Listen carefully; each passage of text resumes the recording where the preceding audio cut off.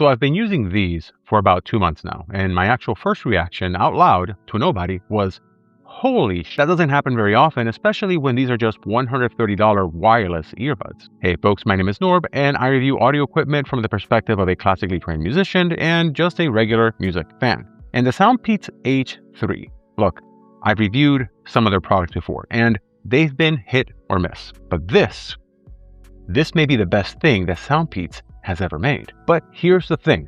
The H3 is so good that its flaws are magnified. And there's one thing in particular that genuinely makes me mad. We'll get there. But before that, quick disclaimer, SoundPeats did send me these for my honest opinion. They had zero input into the conclusion, and they're watching this at the same time as you. Trust me, they've been waiting long enough. Sorry about that, SoundPeats. Also, if you've been here before, welcome back. And yes, I am in a different location and the sound is not great. I'm traveling and this is all being done on my phone except for this little microphone right here. So here we are. So the case, it's plastic, it's chunky, it's fine.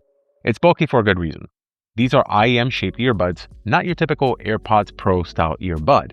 So they're going to need a bigger home. You get about 37 hours total battery life between the case and the earbuds, with the buds themselves doing around 7 hours on their own. Now, that number drops depending on the codec you use and how you use them. We'll talk about that through the video. Inside the box, you get the earbuds, the case, a USB-C cable for charging, and 5 pairs of silicone ear tips from extra small to extra large. It's always nice when companies go with the extremes on ear tips, and I'm really glad they did this. They're also really easy to pop on. Now, the earbuds themselves.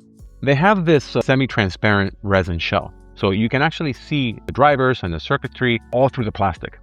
It is a look. Whether you like it or not, whether you think it looks cheap, that's gonna depend on you. Now, I'm a child of an era where everything was transparent plastic, so I'm good with it. The nozzles are anodized aluminum though, and that part feels pretty premium, so it looks nice.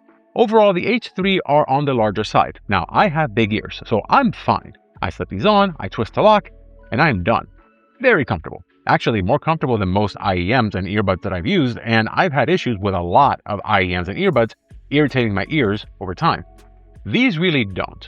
But if you have smaller ears, these might be too chunky. That's worth knowing before you buy. The 5 ear tip sizes help, but there is no getting around the shell itself. It's pretty large. But if you've used IEMs before, you know the deal. If this is your first pair, just be aware. Now, under the hood is where it gets really interesting. Each earbud has 3 drivers, one 12mm dynamic driver handling the bass, and 2 balanced armature drivers splitting duties on mids and treble. That's a 1DD 2BA hybrid configuration, similar to what Status Audio does with their 3ANC, which comes in at around the same price, so it's a good comparison point. Codec support is also excellent. You get SBC, AAC, LDAC, aptX, aptX Adaptive, aptX Lossless. You also get Bluetooth 5.4 on a Qualcomm QCC3091 chip with Snapdragon Sound certification. That means that no matter what you're connecting to, you will get the best possible sound for it. And for you gamers and people who get bothered by lip syncing issues when you're watching videos, there is a 60 millisecond low latency mode. So does it actually sound good? Really good. My first reaction really was, now, out of the box, the tuning is somewhere between neutral and mid V-shaped. Not bass heavy, not bright, just balanced in a way where you can throw on classical, pop, rock, indie, whatever, and it just works. Now, here's the important thing. The stock EQ presets in the app, they're okay, and I put some information in the description. While you're down there, you know what to do.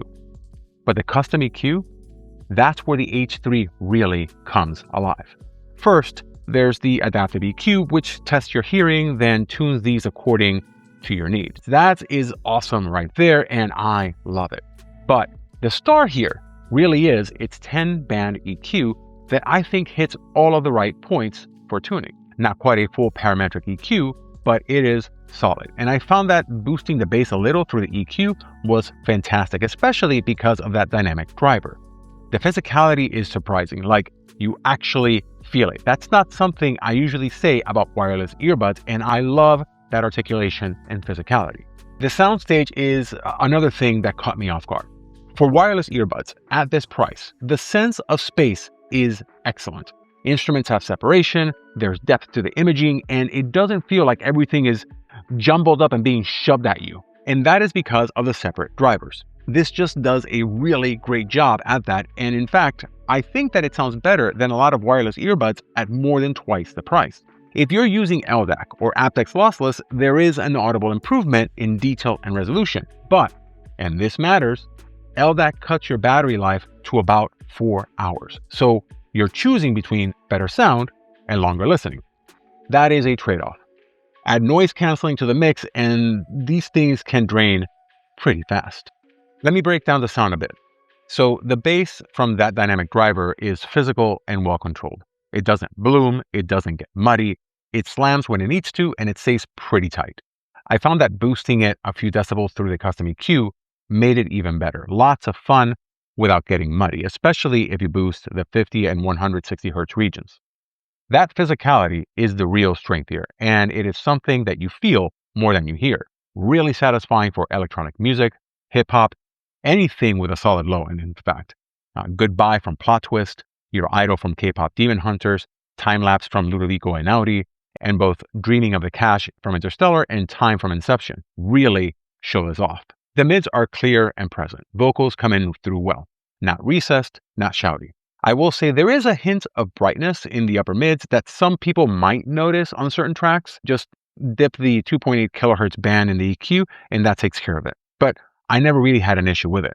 A great album for me here was Mitski's new album, Nothing About to Happen to Me, which I thought was absolutely fantastic on the H3, especially with the hi-fi EQ setting. Treble is detailed without being fatiguing. The balanced armatures do their job. Plenty of sparkle and air, no harshness. I've listened to these for hours at a time without any discomfort. And that coherence between the three drivers, you don't hear the handoff. It sounds like one unified presentation, not three drivers doing their own thing. That's harder to pull off than most people realize, and SoundPeats did this very well. The noise canceling is, I'd call it very good for the price. The hybrid ANC claims 55 decibels of reduction, which is a lot. I'm not sure that it goes that high, but it handles the low frequency stuff pretty well. So for example, I've used the H3 on a few flights already.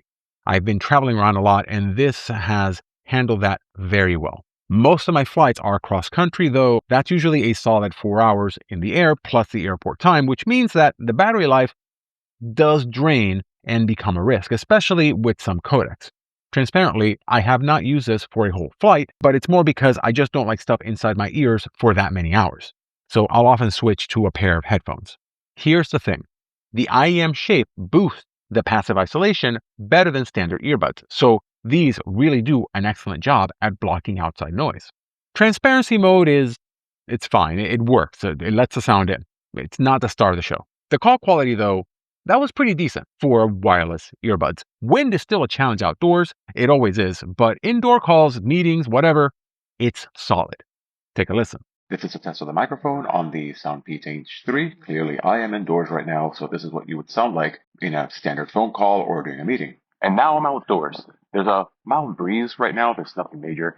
A fountain in the background, and there's some birds, maybe some dogs barking. So I don't know what you might be able to hear at this point, but this is what you'd sound like outside doing a calm, mildly breezy day.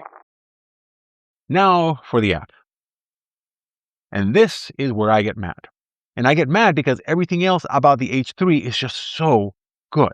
The SoundPeats H3 uses the Peats Audio app, not the older SoundPeats app, which that's confusing already.